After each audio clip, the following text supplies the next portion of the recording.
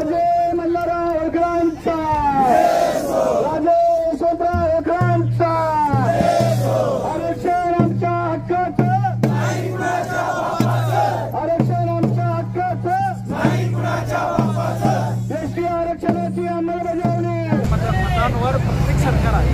बारामती हे देशाचं केंद्र आहे. त्यांनी धनगर समाज एवढा मोठ्या संख्येनं असताना त्यावेळेस पण प्रत्येकाने त्याची मतं घेतली. मुळात तिथं आंदोलन झाल्यानंतर सरकार बदल तर हा धनगर समाज एवढा मोठ्या संख्येने असेल तर त्यांच्यावर अन्याय होत असताना, एवढ्या दशकावर अन्याय होत असताना हा भोळा समाज आहे आणि ह्याच्या पाठीशी जर तुम्ही उभारत नसाल आणि सारखी गाजरं दाखवत असाल तर निश्चितपणे येणाऱ्या निवडणुकीला सरकारला सामोरं जावं लागणार आहे. पालकत्व म्हणून मी आता टीका कुणावर करत नाही, पण पालकत्व म्हणून आता त्यांची जबाबदारी आहे की हे जे काय आंदोलन आहे त्याला वाचा फोडायचं असेल. आमचे जे समाज बांधव तिथं उपोषण करतायत आणि जीवनाशी लढतायत तर त्यांच्या पाठीशी राहून त्यांना न्याय मिळवून देण्यासाठी, समाजाला न्याय मिळवून देण्यासाठी निर्णय घेण्याची गरज आहे.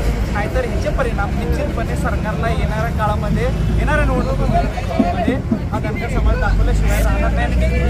सगळ्यांचा आभार मानतो. जे काही आता आम्हाला इतर समाज बांधव जे पाठिंबा देत आहेत त्यांचंही मी खूप आभार मानतो की त्यांना मी शब्द देतो की ज्या पद्धतीने तुम्ही आमच्या पाठीशी आत्ता उभा आहे तर आम्ही पुढच्या तुमच्या प्रत्येक समस्यांना 2 पावलं तुमच्या पाठीशी राहून, पुढं राहून सातत्याने मदत करत राहू. हाही शब्द मी तुम्हाला या वतीने देतो आणि मी सगळ्या समाज बांधवांना तुमच्या माध्यमातून आव्हान करतो.